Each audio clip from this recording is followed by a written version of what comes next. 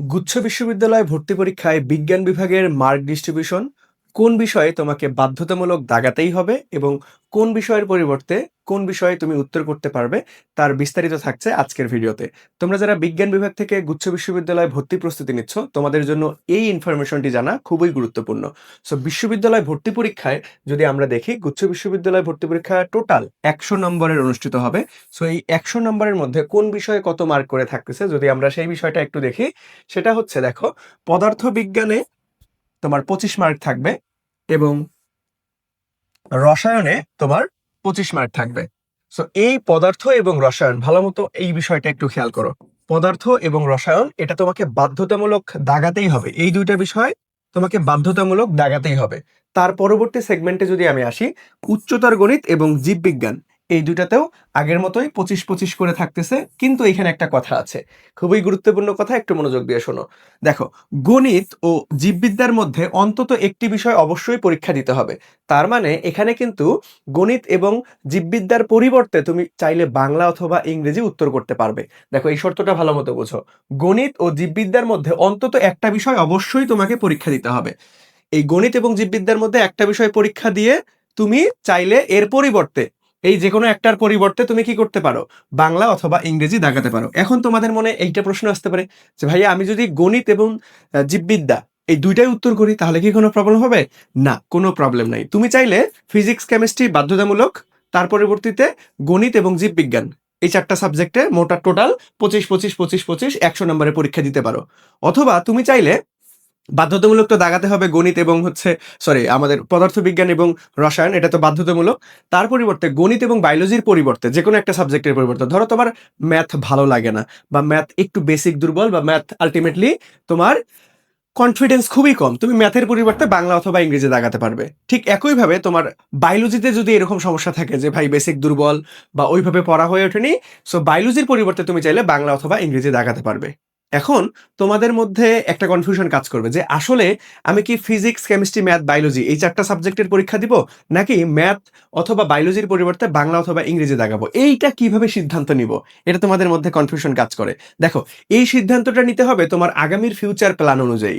তোমার ধরো ইঞ্জিনিয়ারিং সাবজেক্টে পড়তেই হবে, তাহলে তোমাকে অবশ্যই বাধ্যতামূলকভাবে ম্যাথ দাগাতে হবে। তুমি যদি ম্যাথ না দাগাও, তুমি চান্স পাওয়ার পরেও কিন্তু ইঞ্জিনিয়ারিং সাবজেক্টে ভর্তি হতে পারবা না। ঠিক একইভাবে তোমার যদি বায়োসায়েন্স নিয়ে পড়ার ইচ্ছা থাকে, যেমন ফার্মেসি, মাইক্রোবায়োলজি, এগুলো সাবজেক্টে পড়ার ইচ্ছা থাকে, তোমাকে বাধ্যতামূলকভাবে বায়োলজি দাগাতেই হবে। তুমি যদি বায়োলজি না দাগাও, ধরো তুমি গুচ্ছ বিশ্ববিদ্যালয় ভর্তি পরীক্ষায় ফার্স্ট হয়ে গেলা, তোমার পছন্দের বিশ্ববিদ্যালয়ে ফার্মেসি নিয়ে পড়তে পারবে না, কারণ তুমি তো বায়োলজি অংশ উত্তর করনি।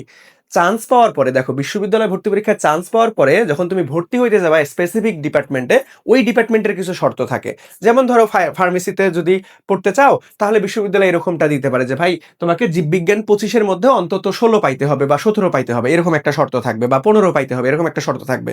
অথবা তুমি যদি সিএসসি অথবা ত্রিপলি যে কোনো একটা ইঞ্জিনিয়ারিং সাবজেক্টে পড়তে চাও, তোমাকে ম্যাথে 25-এর মধ্যে এরকম 15 পাইতে হবে, এরকম একটা শর্ত থাকবে। বুঝতে পারছো? তার মানে তোমার সব থেকে সেফ জোন হচ্ছে ফিজিক্স কেমিস্ট্রি ম্যাথ বায়োলজি। তুমি যদি এই চারটা সাবজেক্টে উত্তর করো 100 মার্কের, তাহলে তোমার যে কোনো খুশি, তুমি চাইলে ইঞ্জিনিয়ারিং সাবজেক্টেও কনভার্ট করতে পারবা, তুমি চাইলে বায়োসায়েন্সে অর্থাৎ ফার্মেসি, মাইক্রোবায়োলজি এগুলোতেও কনভার্ট করতে পারবা। কিন্তু তুমি যদি ধরো ম্যাথ না দাগাও, তাহলে তোমাকে ম্যাথ রিলেটেড যে সাবজেক্টগুলো, বিশেষ করে ইঞ্জিনিয়ারিং সাবজেক্ট, সেগুলো তোমাকে আর আলটিমেটলি কি, যদিও আলটিমেটলি ধরো চান্স পাইছো, কিন্তু তাও তুমি ভর্তি হতে পারবে না, কারণ তোমার এই যে শর্ত মিলবে না। আবার তোমার হচ্ছে বায়োলজি তুমি যদি না দাগাও, তাহলে বায়ো সায়েন্সের ফার্মেসি, মাইক্রোবায়োলজি এই সাবজেক্টগুলো তোমার পড়া হবে না চান্স পাওয়ার পরেও। বুঝতে পারছো? সো এখন তোমার ক্ষেত্রে ভাই কি সিদ্ধান্ত নিবা, যে ভাই আমি কি সেফ জোনে থাকবো, যে ম্যাথ বায়োলজি দুইটাই দেখাবো? আমি মনে করি, দেখো, তোমার যদি বায়োসায়েন্সে পড়ার ইচ্ছা থাকে, তাহলে তুমি আলটিমেটলি, তোমার যদি হচ্ছে ম্যাথে বেসিক দুর্বল থাকে, ম্যাথে কনফিডেন্স কম থাকে, তাহলে তুমি অবশ্যই ম্যাথ বাদ দিয়ে বাংলা ইংরেজির যে কোনো একটা প্রিপারেশন নাও। কারণ তোমার টার্গেট কি ভাই? তোমার টার্গেট ফার্মেসি, তোমার টার্গেট মাইক্রোবায়োলজি, এগুলা। তুমি তো ইঞ্জিনিয়ারিং সাবজেক্টে আলটিমেটলি ওইরকম তোমার পছন্দ না বা তোমার লক্ষ্য ওইটা না। ঠিক আছে?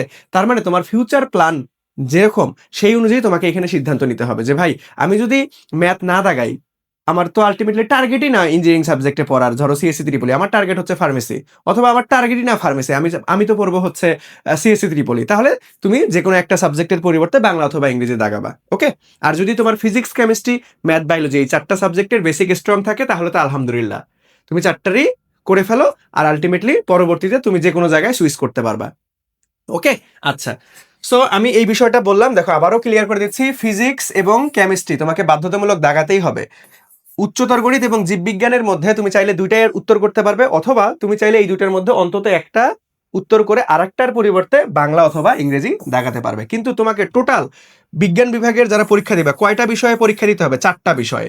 এখানে 1টা 2টা 3টা 4টা 5টা 6টা আছে। তার মানে তোমাকে এই সেগমেন্ট থেকে কেমিস্ট্রি এবং ফিজিক্স এই দুইটা বাধ্যতামূলক, উচ্চতর গণিত এবং জীববিজ্ঞান চাইলে তুমি দুইটাই করতে পারো, তাহলে এই 4টা হয়ে গেল, অথবা তুমি চাইলে এটার দুইটার মধ্যে যে কোনো একটার পরিবর্তে বাংলা অথবা ইংরেজি দাগাতে পারো। ওকে, তোমরা যারা গুচ্ছ বিশ্ববিদ্যালয়ে ভর্তি প্রস্তুতি নিচ্ছ বা নিবে ভাবছো, এখন পর্যন্ত তোমার কাঙ্ক্ষিত বিশ্ববিদ্যালয়ে ওইভাবে চান্স নিশ্চিত হয়নি, বা হলেও একটু দূরের সারিতে আছে, তোমার সাবজেক্ট তোমার মনের মতো আসবে না, আমি অবশ্যই তোমাদেরকে বলবো বা সাজেস্ট করব, তোমরা গুচ্ছ বিশ্ববিদ্যালয়ের জন্য এখনো পর্যাপ্ত সময় পাবে, খুব সুন্দরভাবে নিজেকে প্রিপেয়ার করো ভাই। আলটিমেটলি এই সময়টাকে তুমি যদি কাজে লাগাতে পারো, তাহলে তুমি তোমার পছন্দের বিশ্ববিদ্যালয়ে নিজের মন মতো একটা সাবজেক্টে পড়তে পারবে। ওকে, তোমরা যারা বিজ্ঞান বিভাগ থেকে গুচ্ছ বিশ্ববিদ্যালয়ে ভর্তি প্রস্তুতি নিচ্ছ, তোমাদের জন্য একদম অনলি জিএসটি কোর্স, একদম গুচ্ছ ডেডিকেটেড, আমরা কিন্তু আইডুকেশন থেকে একটা কোর্স লঞ্চ করেছি, যেটার কোর্স ফি মাত্র 1499 টাকা। যেটার কোর্স ফি কত?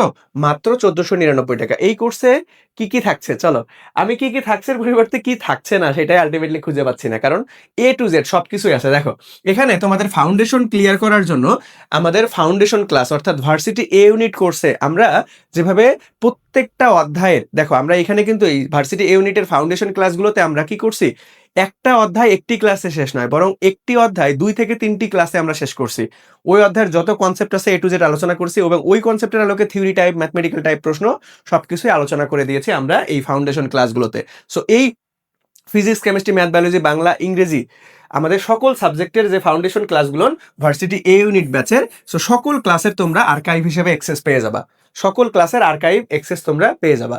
তার পাশাপাশি তোমরা যারা উচ্চতর গণিত বা জীববিজ্ঞানের পরিবর্তে বাংলা ইংরেজি উত্তর করবা ভাবতেছো, তোমাদের জন্য বাংলা ইংরেজি ক্লাসও কিন্তু আমাদের আর্কাইভে থাকবে।